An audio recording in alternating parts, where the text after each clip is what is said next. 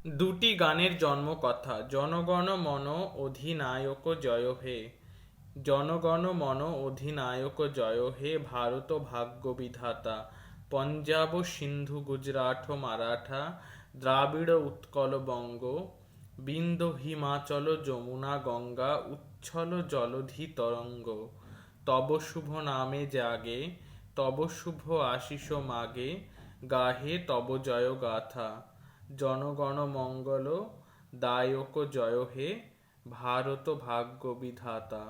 জয় হে, জয় হে, জয় জয়, জয় জয় হে। প্রথম গাওয়া হয় 28শে ডিসেম্বর 1911 কলকাতায়। গানটির পাণ্ডুলিপি পাওয়া যায়নি, কবে ও কোথায় রচিত তাও জানা যায় না।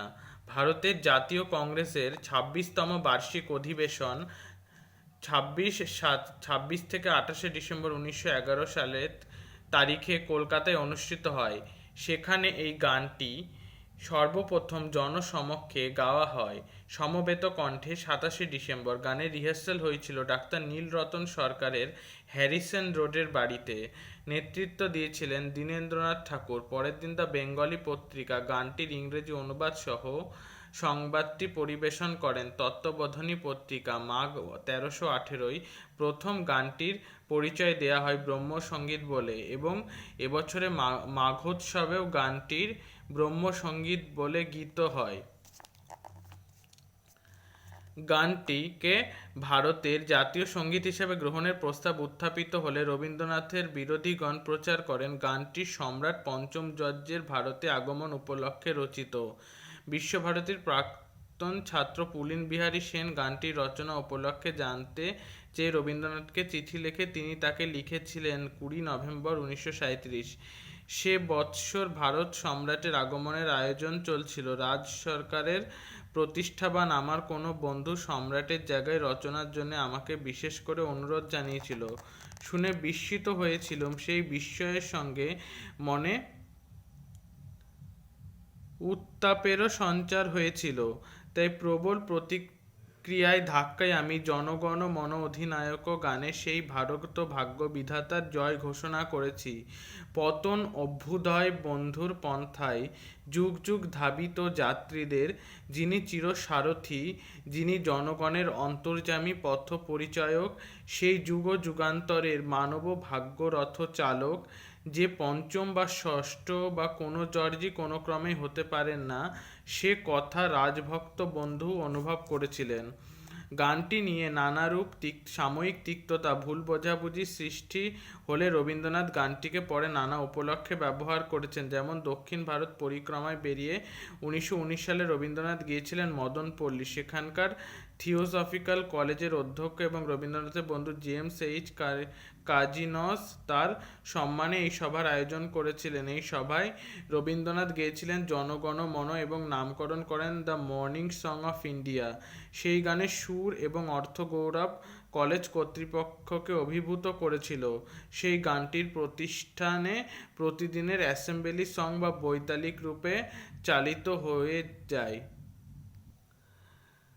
এর 11 বছর পরে 1320 সেপ্টেম্বর রবীন্দ্রনাথ জেনিভা থেকে গেলেন সোভিয়েত রাশিয়া মস্কোয়। পার্নিয়াস কমিউনে অনাথ বালক বালিকারা তাকে অভ্যর্থনা জানালো। সেখানে প্রশ্নোত্তর পর্বের পর তার কবিকে গান গাইতে অনুরোধ করলেন।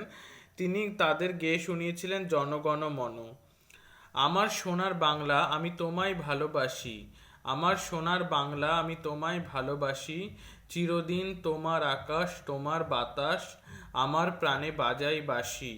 ও মা ফাগুনে তোর আমের বনে ঘ্রাণে পাগল করে মরি হায় হায়। ও মা অঘ্রাণে তোর ভরা খেতে আমি কি দেখেছি মধুর হাসি।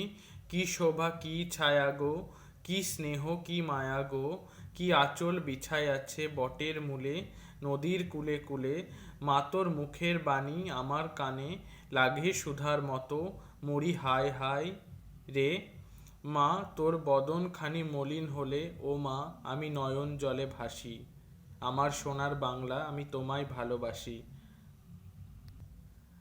প্রথম গাওয়া হয় 25শে আগস্ট 1905। সরলা দেবী লিখেছেন, তার জীবনের ঝরা পাতায় কর্তা দাদা মহাশয় চুঁচুড়ায় থাকতে তার ওখানে মাঝে মাঝে থাকবার অবসরে তার বোটের মাঝির কাছ থেকে অনেক বাউলের গান আদায় করেছিলাম, যা কিছু শিখতুম। তাই রবি মামাকে শোনাবার জন্য প্রাণ ব্যস্ত হয়ে থাকতো। তার মতো সমাজদার আর কেউ ছিল না। যেমন যেমন আমি শোনাতুম অমনি অমনি তিনি সেই সুর ভেঙে কখনো কখনো তার কথাগুলিরও কাছাকাছি গিয়ে একখানি নিজের গান রচনা করতেন। কোন আলোকে প্রাণের প্রদীপ, যদি তোর ডাক শুনে কেউ না আসে, আমার সোনার বাংলা প্রভৃতি অনেক গান সেই মাঝির কাছ থেকে আহরিত আমার সুরে বসানো। প্রশান্ত কুমার পাল অনুমান করেছেন বঙ্গভঙ্গের নির্দিষ্ট তারিখটি জানতে পারায় তাৎক্ষণিক আবেগে গানটি রচিত হয় এবং ভক্তদের সূত্রে সমগ্র কলকাতায় ছড়িয়ে পড়ে। রবীন্দ্রনাথ তখন সব পরিবারে গিরিডিতে। এখানে বসে তিনি 22 থেকে 23টি গান রচনা করেন, যেগুলি আজ স্বদেশী গান নামে পরিচিত। বঙ্গভঙ্গ আন্দোলনের পরিপ্রেক্ষিতে এই গানগুলি সে সময় বিপুল উদ্দীপনায় সঞ্চার হয়েছিল। 1971 সালে স্বাধীন বাংলাদেশ রাষ্ট্র স্থাপিত হলে গানটির এই প্রথম 10 পংক্তি সেখানকার জাতীয় সঙ্গীত হিসেবে গৃহীত হয়েছে। কৃতজ্ঞতা। গানের পিছনে রবীন্দ্রনাথ। সমীর সেনগুপ্ত।